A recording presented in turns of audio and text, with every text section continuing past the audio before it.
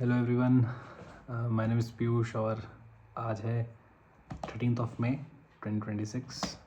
तो कल मैंने एंशिएंट ख़त्म कर लिया था और आज मैंने मेडिवल शुरू किया। तो मेडिवल शुरू हुआ मेरा मोहम्मद बिन कासिम से, जो कि सबसे पहले इन्वेडर थे जिन्होंने इन्वेशन शुरू करी।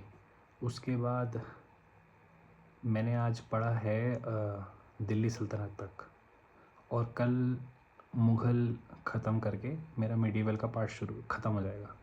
उसके बाद बचेगा आर्ट एंड कल्चर। तो आज आर्ट एंड कल्चर के बारे में कुछ भी नहीं पढ़ा है, क्योंकि मेडिवल का आर्ट एंड कल्चर मतलब एंशिएंट की ज़रा उतना कॉम्प्लेक्स नहीं है।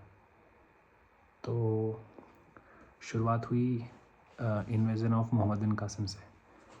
तो मोहम्मद बिन कासिम ने जो सबसे पहले लड़ाई करी वो दाहिर के साथ करी थी। दाहिर आज के टाइम का जो कराची है उसका नाम पहले देवल था, और वहाँ के जो रूलर थे उसका नाम दाहिर था। तो दाहिर ने मोहम्मद बिन कासिम के कोई सामान पे कब्ज़ा किया होगा, तो उसको सबक सिखाने के लिए मोहम्मद बिन कासिम ने दाहिर पे हमला किया। और लेकिन कुछ टाइम बाद मोहम्मद बिन कासिम जो था उसकी जो खलीफा था उससे मतलब अच्छे रिश्ते नहीं थे, रिलेशन नहीं थे। तो कुछ टाइम बाद उसकी जान चली गई। तो खलीफा ने मतलब ऑर्डर दिया कि उसको मारा जाए। उसके बाद 200-300 साल के बाद क्या हुआ कि महमूद ऑफ गज़नी की बारी आई। तो जो गज़नी था वो एक शमनिड डायनेस्टी थी, तो उसका रूलर था। तो महमूद ऑफ गज़नी ही था जिसने सोमनाथ के मंदिर को भी लूटा था। तो उसके बाद मोहम्मद घुरी के बारे में पढ़ा। मोहम्मद घुरी के बारे में ये था कि जब 12th सेंचुरी आई तो मतलब 1100 से साल चलने शुरू हुए।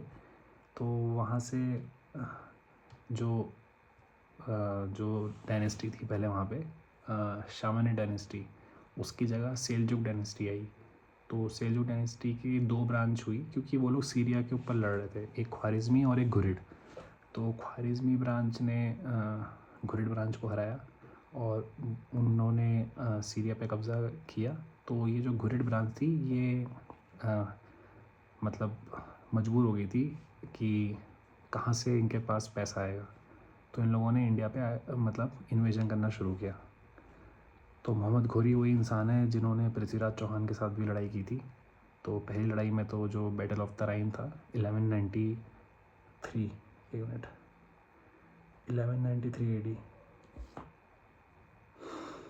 नहीं, 1191 AD में जो सबसे पहला बैटल हुआ तराइन का, उसमें तो पृथ्वीराज चौहान ने इसको हरा दिया था मोहम्मद घोरी को।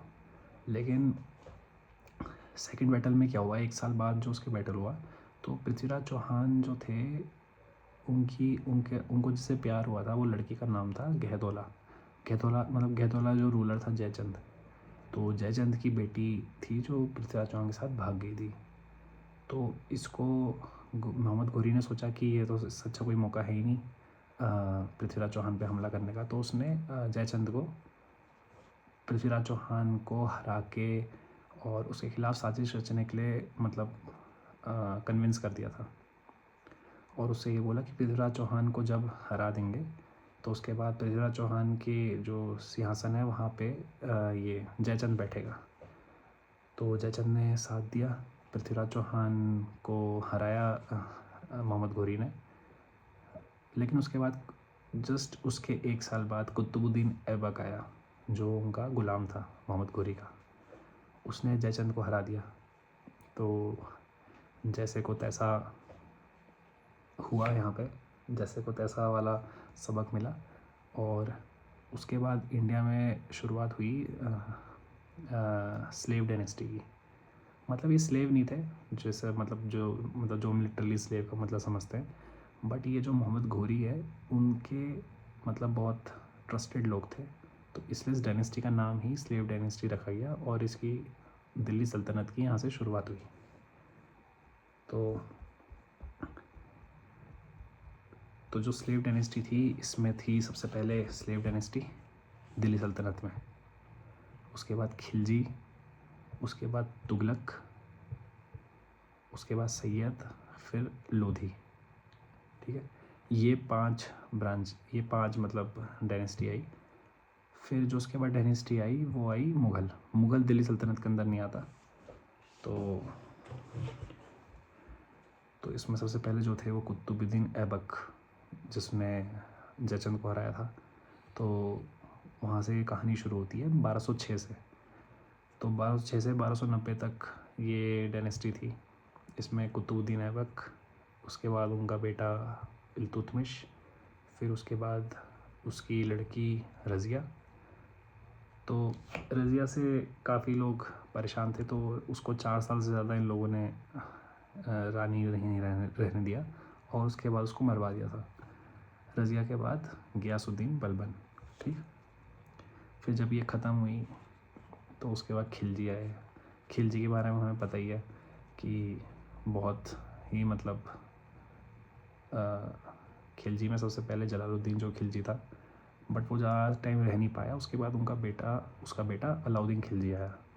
तो अलाउद्दीन खिलजी वो इंसान है जिसने पहले गुजरात में हमला किया। गुजरात से उसको 1000 दिनारी के नाम का एक मतलब ट्रांसजेंडर आदमी मिला, जिसका नाम था मलिक कफूर, और जो कि पद्मावत मूवी में भी डिस्कस किया, जिसके बारे में जो बनी हुई है। तो मलिक गफूर और अलाउद्दीन खिलजी ने मिलके इंडिया के काफ़ी कोनों में हमले किए। और अलाउद्दीन खिलजी के मरने के बाद जो सबसे ब्रूटल और जिनके अंदर इंसानियत ही नहीं थी, वैसी डायनेस्टी है जिसका नाम था तुगलक। ये लोग बहुत ही ज़्यादा ब्रूटल थे। और